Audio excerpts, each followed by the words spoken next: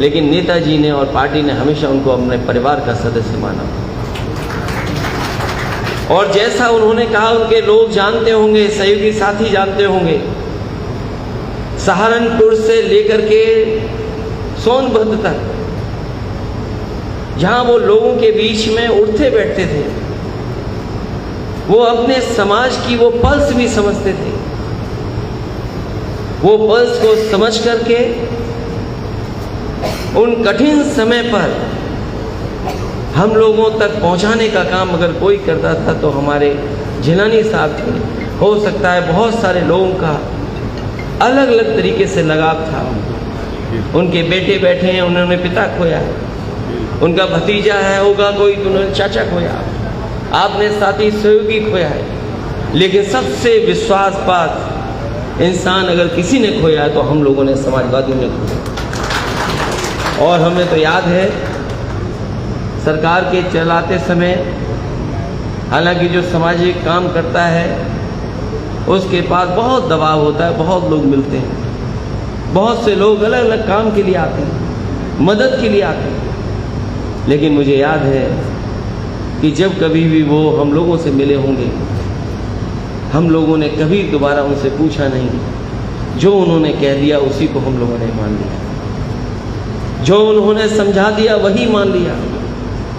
और आखिरी समय पर एक फैसला देश का आया, उस समय हम लोगों को समझ में नहीं आ रहा था कि हम लोग क्या करेंगे।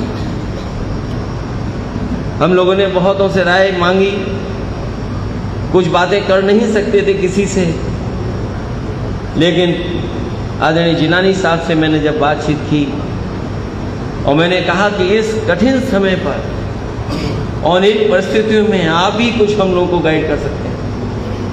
उन कठिन परिस्थितियों पे जो उन्होंने राय दी वही हम लोगों ने अपनी राय बनाई और वही राय समाज में हम लोगों ने पहुंचाने के काम किया।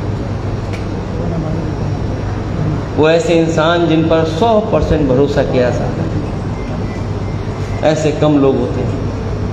हमारे आपके बीच में जितने दिन भी रहे वो समाज का ही काम करते रहे, आपके सवालों पर ही आगे बढ़ते रहे। बहुत सी चीज़ें उन्होंने अपने जीवन में की, हम लोगों को, आप लोगों को कभी वो काम करने का मौका नहीं मिलेगा। शायद भगवान ऐसे कम लोग बनाता है, कम लोगों को पहुंचाता है हमारे बीच में, जिसे जिम्मेदारी इतने बड़े बड़े कामों की मिलती है। अपना पूरा जीवन उन्होंने समाज को किस दिशा में ले जाए उसके लिए लगा दिया। जो समाज और देश की सबसे बड़ी ज़रूरत थी कि हमारा समाज भाईचारा का है, हमारा देश, हमारा प्रदेश गंगा जमुनी तहजीब से ही आगे बढ़ सकता है। और उनके व्यवहार की वजह से न केवल मुस्लिम भाई बल्कि बातचीत और व्यवहार से उतना ही पसंद हिंदू भाई भी करते हैं। हालांकि बहुत सी चीज़ों पर उनकी राय अलग मानी जा सकती थी, लेकिन व्यक्तिगत रूप से जिस तरीके से आप सम्मान करते थे उसी तरीके से हिंदू भाई भी उनको लगातार सम्मान करते थे। हम लोगों ने खोया है उन्हें। कभी कभी भगवान की इतनी इच्छा होती है, इतना ही समय दिया जाता है। इधर हम लोगों ने बहुत लोगों को खोया है। नेताजी हम लोगों के बीच नहीं रहे, आदरणीय जिलानी साहब हमारे बीच में नहीं रहे। बहुत से ऐसे लोग जो इस आंदोलन, इस समाजवादी विचारधारा को आगे लेकर के गए थे वो भी हमारे बीच में नहीं। लेकिन कम से कम हम लोगों को उन्होंने वो रास्ता दिखाया है, वो हम लोगों को वो विचारधारा दे गए हैं जिस विचारधारा को लेकर के हम लोग आगे बढ़ सकते हैं। अगर वो लोग 50 साल 100 साल हमारे बीच में उस सेकुलर फैब्रिक को, उस सोशलिस्ट विचारधारा को, उस लोकतंत्र को बचाने के लिए, संविधान को बचाने के लिए अगर उन्होंने काम किया है तो आज सच्ची श्रद्धांजलि यही होगी जो अब तक वो रास्ता दिखाए हैं 50-100 साल का। अब हमारी आपकी जिम्मेदारी बनती है, आगे आने वाली पीढ़ी की जिम्मेदारी बनती है कि जफर याब जिलानी साहब ने जो रास्ता दिखाया तो रास्ते पे चल करके हम समाज और देश को और मजबूत करें। यही सच्ची श्रद्धांजलि उनके लिए होगी।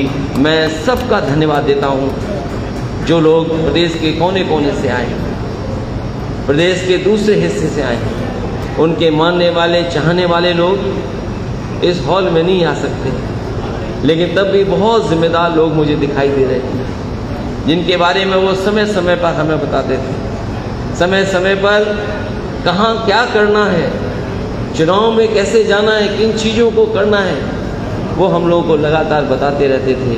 वो इसीलिए बताते थे क्योंकि देश और हमारा समाज और हमारे आपके बीच में सेकुलर और समाजवादी विचारधारा मजबूत बनी रहे, वही संविधान, वही हमारा लोकतंत्र बना रहे मजबूत। इसलिए समय समय पर हम लोगों को जानकारी देते थे।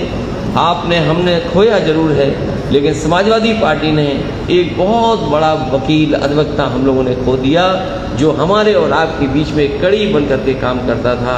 मैं भगवान से यही प्रार्थना करता हूँ कि उनकी आत्मा को शांति दें, उनको शांति मिले, परिवार को इस दुख सहने की शक्ति दे। बहुत बहुत आप सबका धन्यवाद देता हूँ।